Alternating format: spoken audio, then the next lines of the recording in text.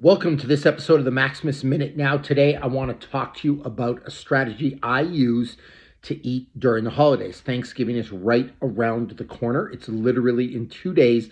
And one of the most common questions I get as a trainer at this time of the year is how am I going to respect my fitness goals on the holiday? Now, the first thing I want to address, and I've talked about this in one of my episodes of Real Talk, although I was probably a little more harsh. I talked about this on a live that I did yesterday. And by the way, you can check out all of these on my YouTube channel. But one thing I want to address is one day of the year shouldn't completely derail you. Like we hear stories of people being scared that Thanksgiving's going to ruin their diet, that Thanksgiving's going to ruin their entire state of being when it comes to fitness, that Christmas or New Year's Eve is going to ruin them. It shouldn't. There are 365 days in the year. One day shouldn't completely set you back. Now, that said, as that comes out of my mouth, it's not just one day because we have multiple holidays. But let's go over the holidays of the year. We have New Year's Eve. Then we've got Valentine's Day. I'm throwing in Valentine's Day because that's a day that traditionally people go out to eat, or they eat some chocolate or some candy or something else. So we got Valentine's Day. After that, you're probably looking at the next holiday that you're going to treat yourself like garbage is Easter. People eat all kinds of candy on Easter. There's Easter egg hunts, there's chocolate. Parents know this all too well. The next one is July the 4th, usually barbecues, usually booze, stuff like that. The next one after that is usually Labor Day. It's the big way to end the summer. So again, booze, barbecues, things like that. There's 5 days so far. Then we've got Halloween. Halloween is filled with candy. Again, parents beware. So we're up to 6 days. We got Thanksgiving. That is 7 days. Then we have Christmas. That's 8 days. So there are probably 8, I'm going to say, problem days during the year, or 8 holidays that you are likely to eat bad. So if there's 365 days in the year, you've still got 357 other days to take care of yourself. If you're overweight, if you're not in shape, it's those 357 days you need to worry about. It is not the holidays. Listen, I'm obsessed with working out. I've worked out 2 to 3 times a day, every day for the last 30 years. But even if I took Thanksgiving off, do you think I'm going to wake up the day after Thanksgiving completely out of shape? Absolutely not. So we can't be worried about the holidays. Just from a global perspective, one day's not going to ruin you. Now, a couple of strategies, though, to make sure that you can still stay on track. All that said, the first thing I would say is don't let one day turn into 5 days. What do I mean by that? Well, Thanksgiving's on a Thursday in the United States. A lot of people, they start their Thanksgiving on Wednesday. That's when they shut down. There's a party Wednesday night because they don't have to go to work on Thursday. There's some type of event. There's some type of dinner. So now we're not just looking at Thursday. We're looking at Wednesday. We're looking at Thursday. That bleeds into Black Friday. Then we've got Saturday. We've got Sunday. It's like a giant 5-day weekend. Don't let one day turn into 5, because if we're just looking at 8 holidays during the year, that's one thing. But if you're going to lose 3 or 4 or 5 days every single one of these holidays, now you're not losing 8 days, you're losing 40 days. So fine, enjoy your holiday, go have some fun. But the day before, don't check out. And the day after, just get right back on track. So that's the first thing. The second thing I would suggest, make sure you move on the holidays. You know, that we've come to a point in society where working out is looked at as work. It's looked at as a job. It's looked at as a grind. It's looked at as a hustle. I don't like those terms. I really actually have a love-hate relationship with the term grinding, because if it's such a grind, don't do it. Working out shouldn't be a grind. It shouldn't be a job. It should be something you genuinely enjoy. And it should be basic self-care. It's no different than brushing your teeth. Why do you brush your teeth? You don't want cavities.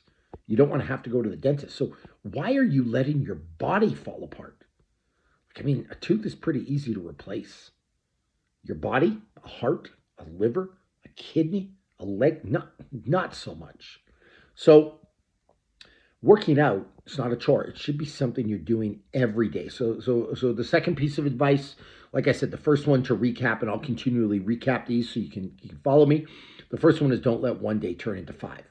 The second one is make sure you do some type of physical activity.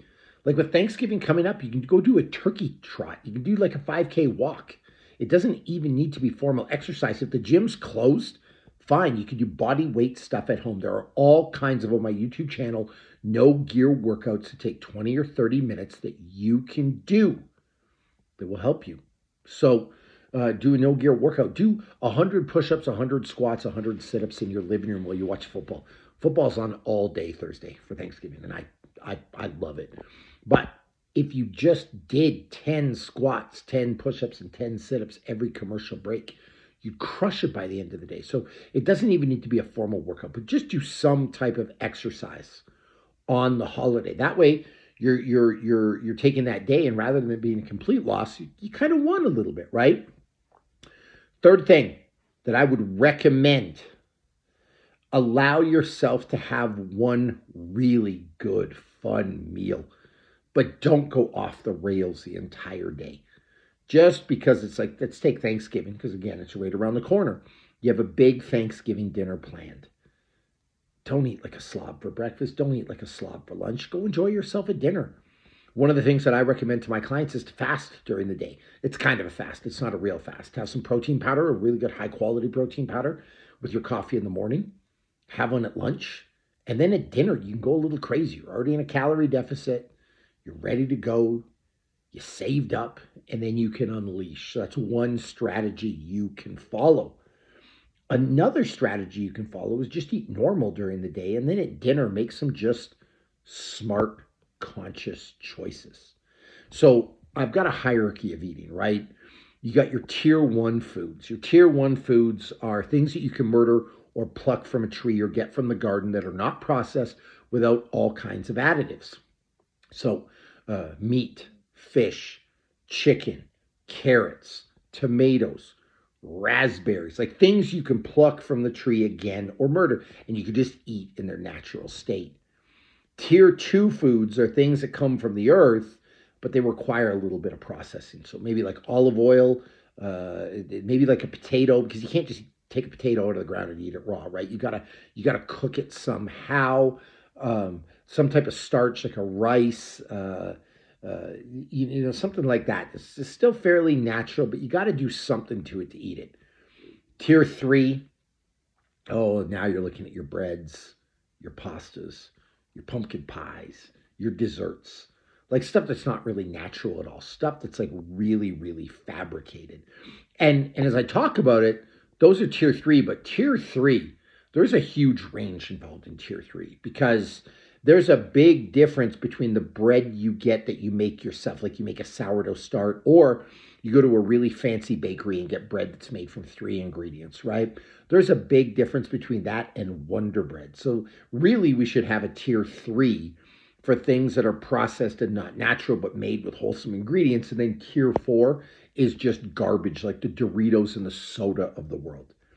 So knowing that, and we'll go with those 4 tiers, what I want you to do for Thanksgiving is focus on the tier 1 foods. So you show up to your Thanksgiving dinner and you've got turkey and you got prime rib and you got a roasted chicken and someone did some salmon and someone did some tuna and someone did like all the meat dishes. Fill up on those first. Eat a protein forward diet. Get your tier 1 foods. Rich in protein, rich in vitamins, rich in minerals. Fill up on those first. One thing I always say in really simple terms, double the turkey, half the mashed potatoes. Like pretty simple, right? Double the tier 1 foods, half the other ones. So that would be my first recommendation. You go up to the big Thanksgiving buffet, fill up on a plate of prime rib, fill up on a plate of dark meat turkey. Eat that first and then go back for the sides, right? Then when it comes to the sides, I would much rather you choose the carrots or the cranberries, provided they're homemade cranberries, not stuff from a can. But go for the carrots or the cranberries before you go for the potatoes and the stuffing. Then choose the potatoes and the stuffing, but you don't need plates of each. You just need like a little bit of each at that point. Because if you're full at that point, you're not going to want it. A little experiment you could do. Make a 12-ounce ribeye steak just one day, randomly away from Thanksgiving. Start cooking a 12-ounce ribeye. About 20 minutes before it's done, start eating some bread, start eating some rice. You'll eat a lot of bread, you'll eat a lot of rice. And when that steak shows up, you'll eat that entire steak. Then, like next week, do it in reverse. Make the steak, eat the entire 12-ounce steak, and then see how much bread and rice you want. And you won't want a lot of it. Like you're already filled up with the protein, you're satiated, your body shuts off. It's like, hey, dude, I'm done. So for Thanksgiving, let's fill up on all the meat, the tier one products first. Maybe a little bit of a side of vegetables, and then you can have a little bit of mashed potatoes and stuffing. And there's already like a limiter in there because you're already satiated, you're already full. And then finally for dessert, if you want a little bit of dessert, fine. Don't have a problem with it, but make good choices again. A homemade pumpkin pie is better than a store-bought pumpkin pie from Kroger. And store-bought stuff's not always bad. Like sometimes the store's really, really good, but you understand what I'm saying. Number two, go for the thing that's just a little more put together. Like eat the homemade pumpkin pie. Don't have that jello dish with the marshmallows or a bag of Doritos. Like say no. And by the way, I should actually back up. That works with the appetizers too. You go to a house and they have bags of Doritos out and bags of Lay's chips and bags of trail mix or a charcuterie board. Go for the charcuterie board. So if you just make some good choices, you are good. So then when you combine all these things, when you don't let one day turn into five, when you actually do some physical activity on the day, and then three, you just make some decent food choices, you're going to be good. That's it. That's all you got to do. You do that, and Thanksgiving will be an absolute cinch. And then you're not going to be one of these people that gains 19 million pounds throughout the holidays and is crying how Thanksgiving made you fat. Easy.